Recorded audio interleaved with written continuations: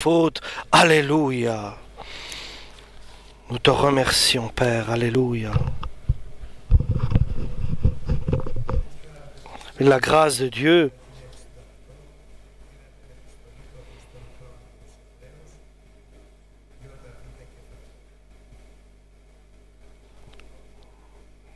chapitre 12, Épître aux Hébreux.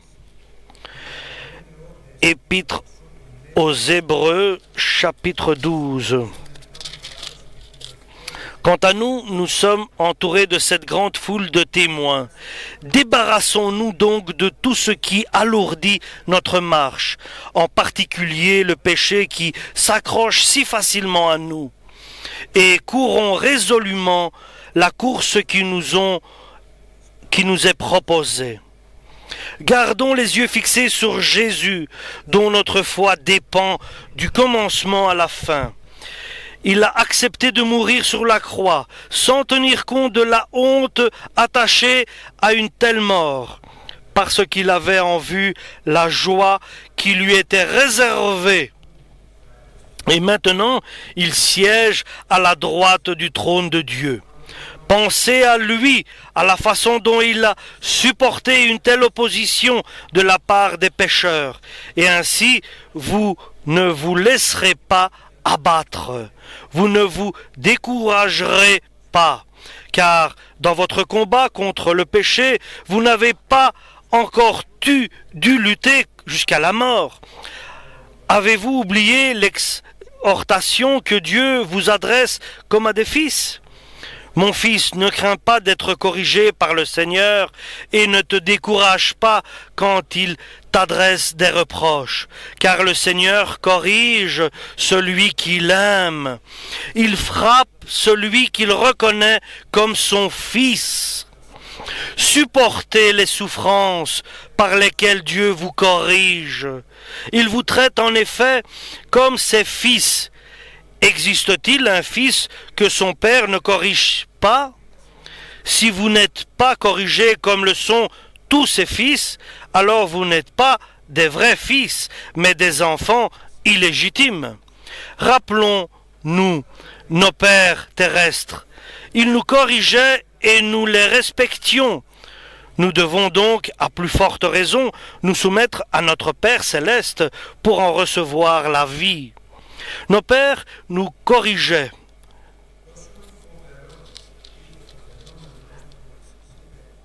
Pour peu de temps, comme ils le jugeaient bon. Mais Dieu nous corrige pour notre bien, afin que nous ayons part à sa sainteté. Quand nous sommes corrigés, il nous semble au moment même que c'est là une cause de tristesse et non de joie. Mais plus tard, ceux qui ont reçu une telle formation bénéficient de l'effet qu'elle produit, la paix associée à une vie juste. Alléluia. Et je vais continuer au verset 21. Le spectacle au verset 22. Mais vous, vous êtes approchés de la montagne de Sion et de la cité du Dieu vivant, la Jérusalem céleste, avec ses milliers d'anges. Vous vous êtes approchés d'une assemblée en fête, celle des fils premiers-nés de Dieu, dont le nom sont écrits dans les cieux. Vous vous êtes approchés de Dieu, le juge de tous les humains, et des esprits des êtres justes, parvenu à la perfection. Vous vous êtes approchés de Jésus, l'intermédiaire de notre alliance nouvelle, et de son sang répandu qui parle d'une manière plus favorable que celui d'Abel. Prenez donc garde, ne refusez pas d'écouter celui qui vous parle. Amen, pour la parole du Seigneur.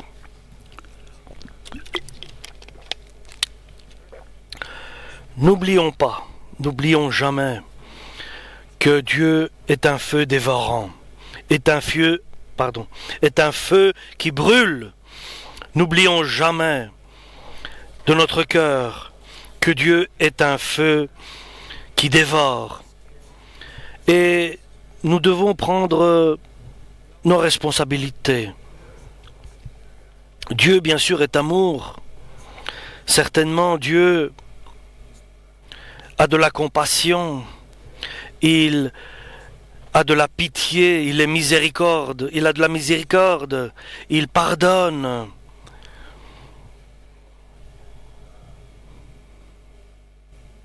Mais il est aussi un feu qui brûle, un feu dévorant, un feu qui consomme, qui consume, pardon.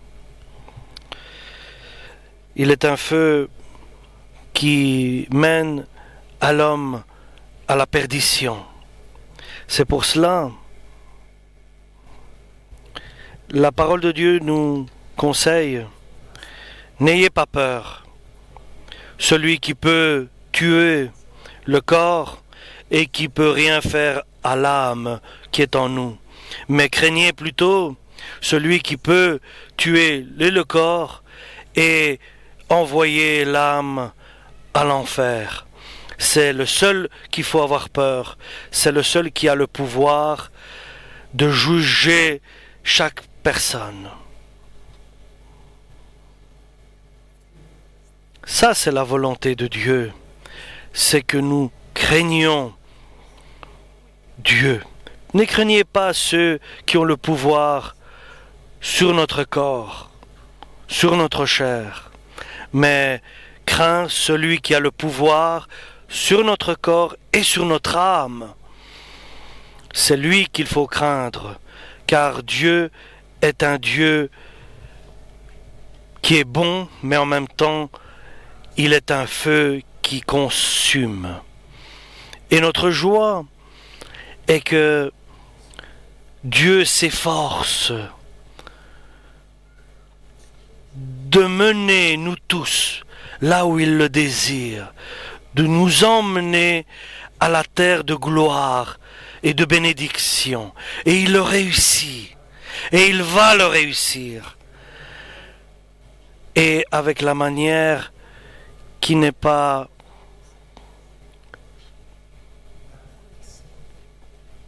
compréhensible.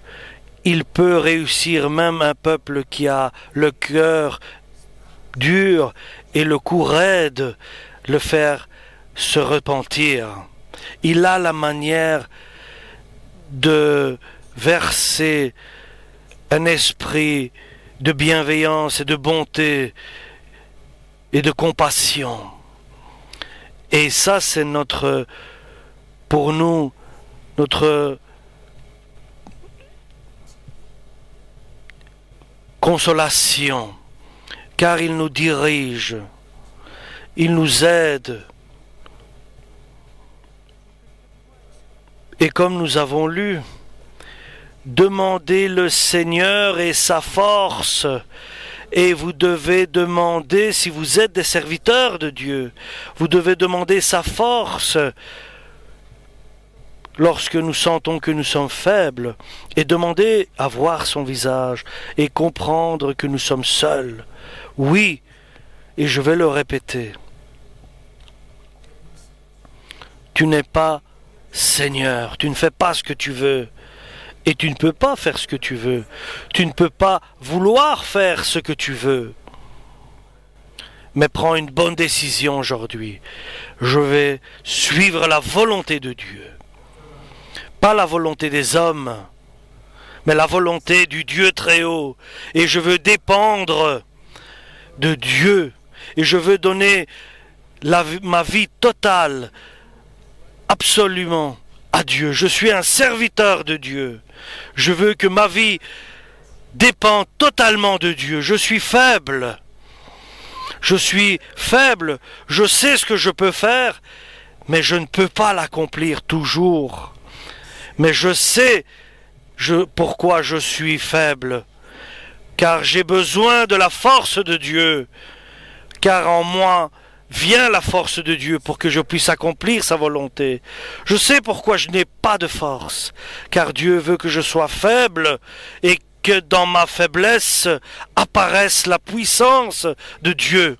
C'est pour ça, ne sois pas triste, ne sois pas dans la tristesse et dans les doutes et dans les hésitations, mais Dieu veut dans ta faiblesse te remplir de force et de puissance. Et quand tu te sens seul, sache que Jésus est proche de toi, est près de toi. Demande-lui, parle-lui, et il te répondra. Lorsque tu seras seul, tu n'es pas solitaire, tu n'es pas orphelin. Jésus est avec toi. Nous lui appartenons, car nous voulons lui appartenir. Nous sommes à lui, il est notre Seigneur, il est notre ami, il est notre compagnie dans notre solitude. Alléluia. Il est notre consolateur et nous avons eu confiance en lui. Nous l'avons tout confié.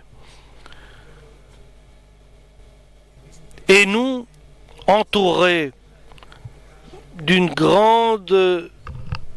un grand nombre de témoins, une foule de témoins, nous sommes entourés de cette foule de témoins qui cherchent le nom de Dieu et cherchent la force de Dieu.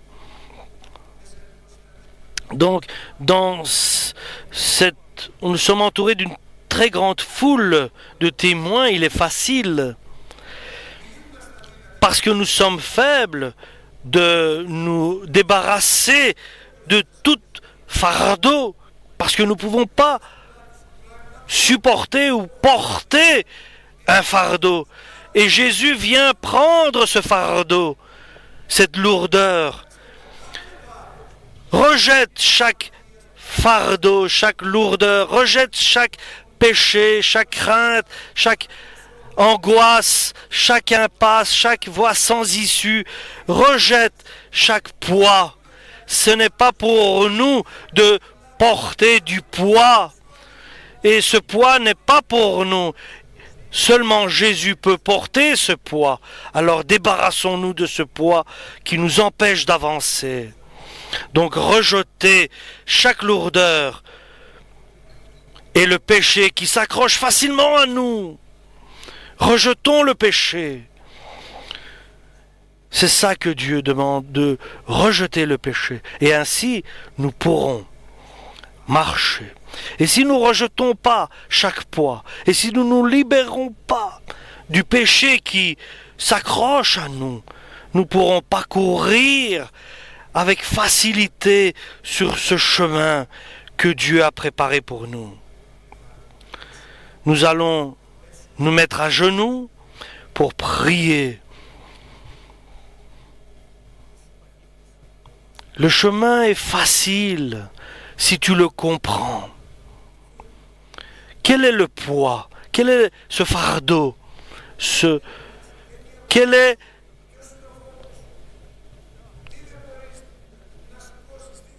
Qu'est-ce que tu ne peux pas relever? Qu'est-ce qui te fait que tu abandonnes, que tu te décourages? Ne garde pas ce poids sur toi, ce lourdeau. Tu as devant un combat, un effort à accomplir. Débarrasse-toi de ce qui t'empêche d'avancer. Ce poids, ce boulet que tu traînes, jette-le. Jette le boulet que tu as avec toi. Ne lève pas ce poids, ce fardeau.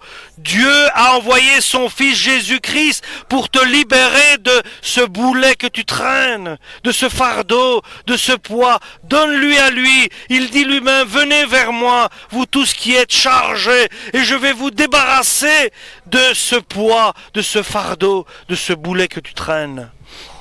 Il va nous diriger sur le droit chemin, Jésus.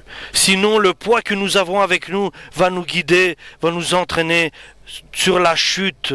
Nous serons entraînés sur la perdition. Condamne-le, condamne ce péché, cette mauvaise intention que tu as, cette vengeance, cette amertume que tu as. Libère-toi de ce poids, de ce nœud, pour recevoir l'appel céleste. Ainsi tu pourras courir, libéré des poids, des nœuds et des fardeaux et des boulets que tu as en toi, dans ton cœur. Ce qui te rend lourd, ce qui t'alourdit, libère-toi de cela. Libère ton cœur des pierres qui sont en toi. Libère-toi de tout, des nœuds de ce monde, de ce qu'on t'a fait. Pardonne et tu seras pardonné, libéré. Libère-toi. Alléluia. Et ce qui t'empêche d'avancer, libère-toi de cela. Libère-toi. Et cherche à comprendre quel est ce péché qui s'accroche à toi. Ce n'est pas tous les péchés. Il y a un péché qui s'accroche à toi. Peut-être un péché ou deux, mais Dieu permet un péché, mais essaie de te libérer de ce péché qui s'accroche à toi. Et le diable vient avec ce péché pour te détruire.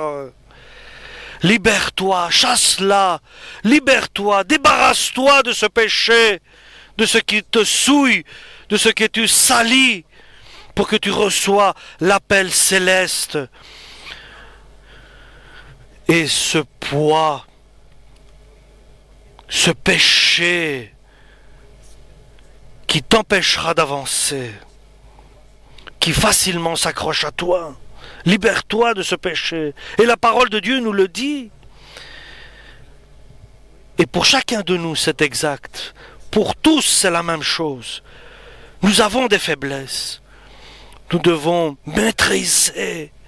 Nous devons rejeter le mal avec patience et suivre le chemin, le combat, l'effort qui est devant nous, en regardant devant nous Jésus-Christ qui est au bout de notre chemin. Ne regardons pas ailleurs, mais au bout du chemin, où Jésus est là-bas. Regarde à celui qui est le responsable de la vie et nos poids. Il les prend, il nous libère et il nous donne de la force pour continuer ce chemin, à courir vers ce but qui est la vie éternelle avec lui. Et souviens-toi, car tu n'es pas le seul, ni le premier. Le premier, c'était Jésus-Christ, qui pour toi, oui, pour toi, a souffert de la croix. Il n'a pas eu honte de cette situation, de se mettre à la croix, de mourir à la croix. Il n'a pas eu honte pour nous. Pour nous. Il a souffert, il n'a pas eu honte de cette souffrance, de mourir sur la croix. Et maintenant, il est à la droite de Dieu et il intercède pour nous. Il est celui qui parle en notre faveur. Alléluia. Il prie pour nous. Il fait rien d'autre que penser à nous. Il pense à nous. Il n'a que pour nous, car il est mort pour nous. Il prie pour nous. Il prie au Père qui est à sa gauche. Alléluia. Car il est à la droite du Père. Il est l'intermédiaire entre nous et le Père. Et bien sûr, nous n'avons pas combattu jusqu'à la mort. Et nous n'avons pas fait de combat et d'efforts et des décisions qui nous ont amenés jusqu'à la mort. Et vous avez même oublié, nous dit l'apôtre Paul, il dit-il ici aux Hébreux, et ce que nous avons appris, ce qui nous dit, ne te décourage pas et ne te détourne pas d'être corrigé du Seigneur et d'accepter ses reproches. Je ne vais pas faire ce que je veux. Voilà ce que ça veut dire. Et ne te fâche pas, ne te mets pas en colère quand le Seigneur te reprend, quand il t'adresse des reproches. Il est vrai que l'éducation de notre Seigneur existe, c'est parce qu'il nous aime.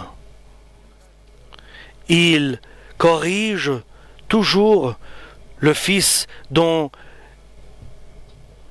est à lui. Oui, il corrige celui qui lui appartient. Il veut que tu sois digne, que tu sois juste, que tu sois bon. Et alors il nous corrige pour que nous puissions être suivants sa volonté et que nous lui soyons agréables. Accepte d'être corrigé par lui. Et alors tu deviens un bien-aimé de Dieu. Et tu sais ce que veut dire que nous puissions dire que nous sommes serviteurs et que nous sommes bien-aimés de Dieu, nous sommes des enfants de Dieu, et que personne ne puisse nous toucher car nous appartenons à Dieu.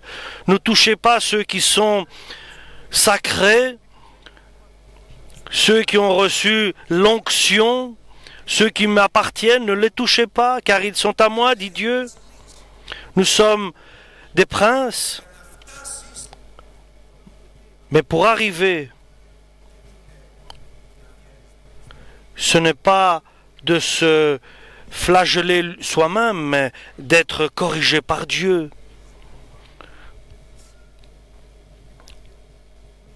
Si tu veux, toi qui es faible, tu veux être l'honneur de Dieu, d'être digne de Dieu, être l'honneur de Dieu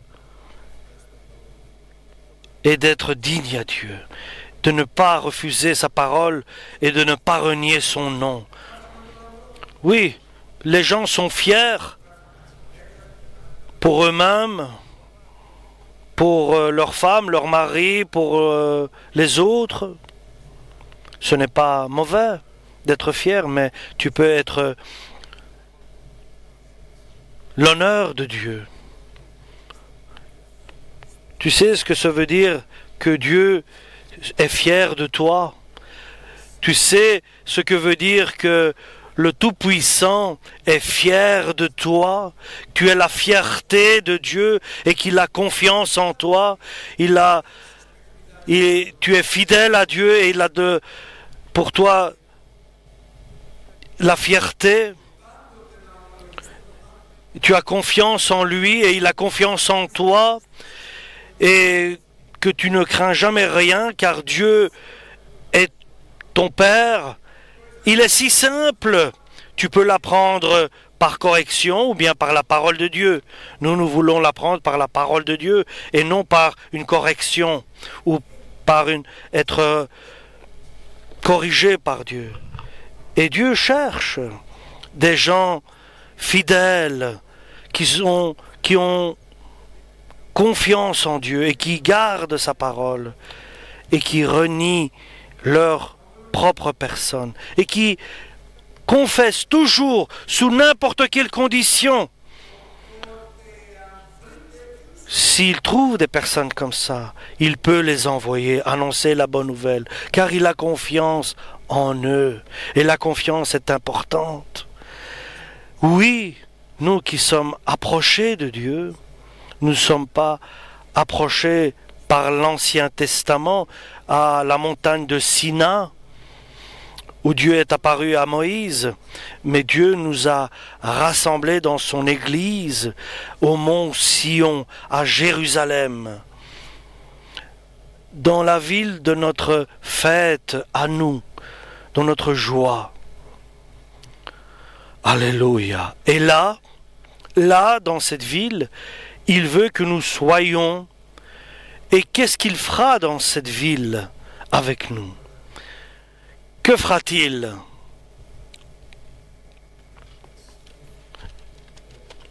Il a promis,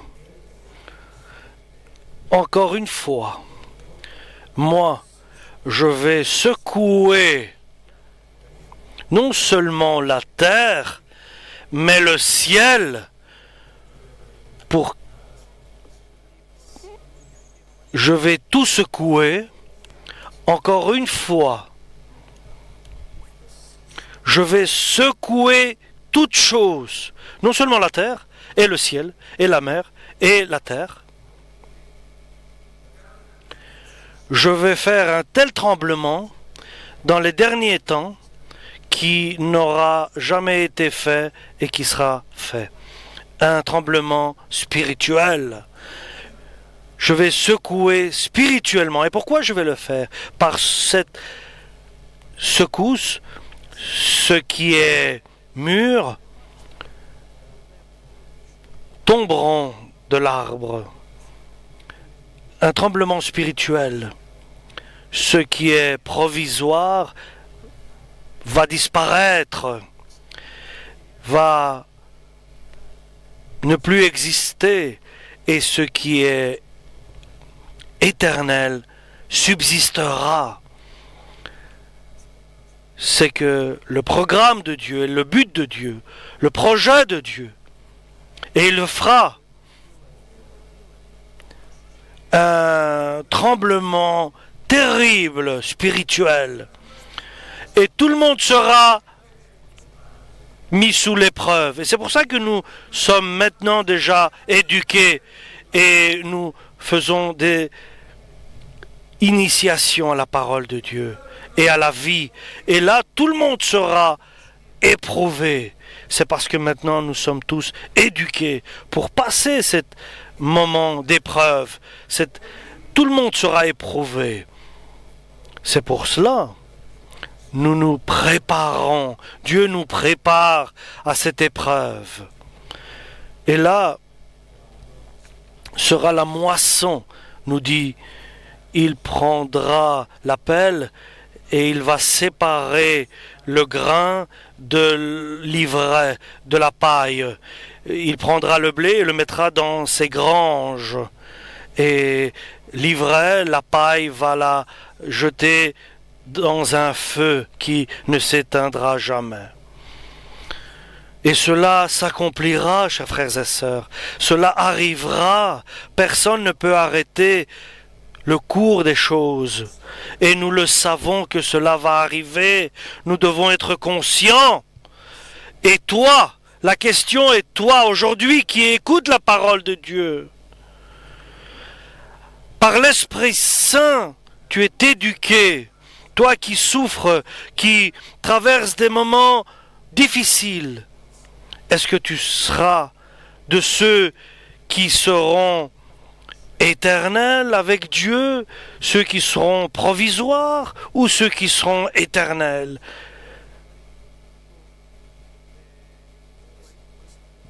De ceux qui sont pour la perdition et ceux qui sont pour la vie éternelle. Est-ce que nous comprenons? Est-ce que nous pesons aujourd'hui combien est important ce que nous disons? Il y aura encore une fois un terrible tremblement.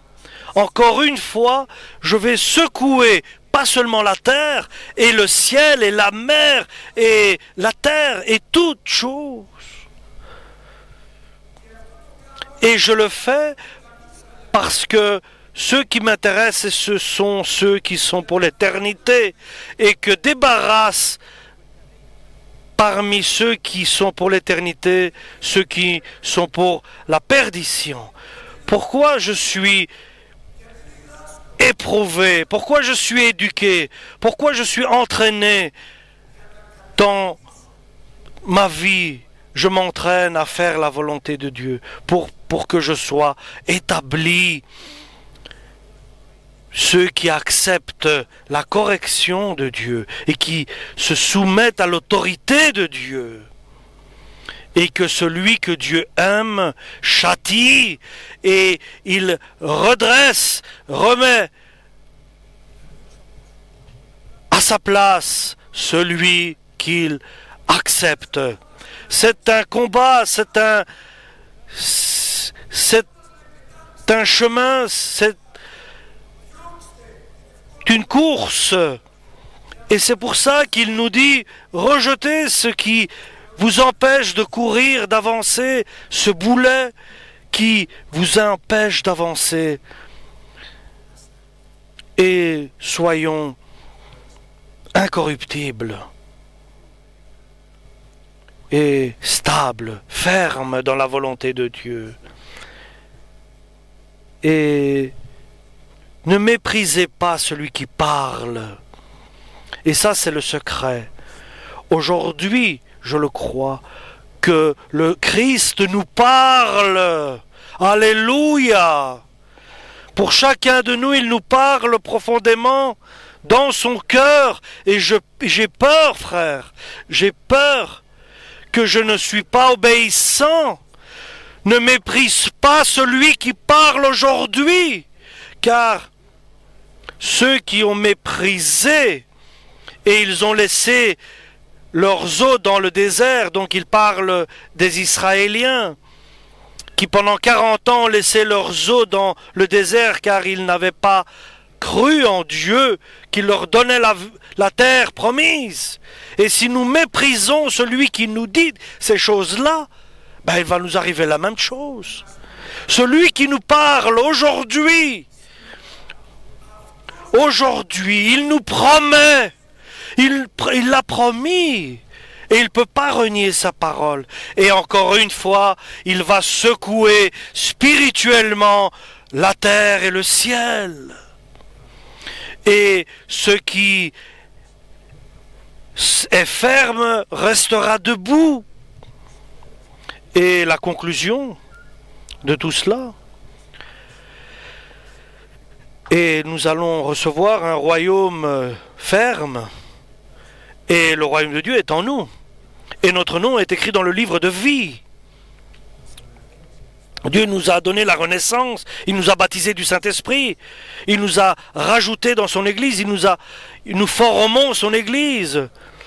Nous sommes rassemblés, nous sommes ses fils et ses filles, alléluia, et nous éduque, nous initie, nous met à l'épreuve, car il veut que nous soyons fermes, car ainsi nous pourrons résister au tremblement de terre.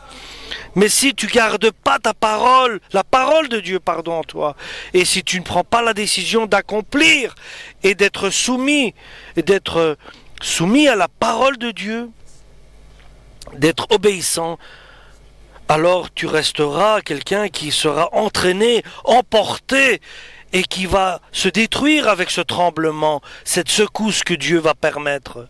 Il faut que pendant cette secousse, nous restions fermes et debout.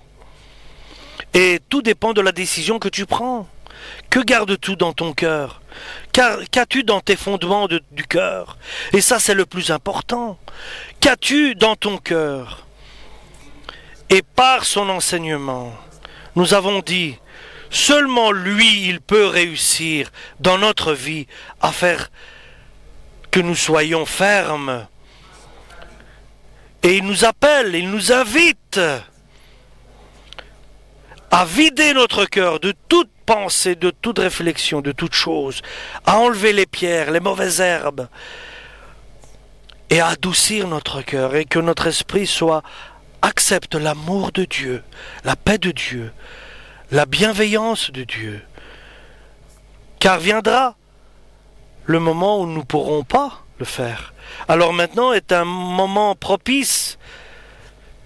Plus tard, tu ne pourras peut-être pas. Maintenant est un temps favorable. Maintenant, si tu entends la voix de Jésus, n'endurcis pas ton cœur. Maintenant, repens-toi. Repens-toi maintenant. Fais la volonté de Dieu. Alléluia. Oui, ce sont des paroles certaines et véritables. Selon ta parole, aujourd'hui, oui, je me repens. Je veux faire partie du royaume de Dieu. Maintenant, je donne ma vie à Jésus. Maintenant, je veux lui appartenir. Je veux être avec lui. Alléluia. Maintenant que je peux, parce que dans peu de temps, je ne pourrai pas. Que Dieu nous protège et nous garde.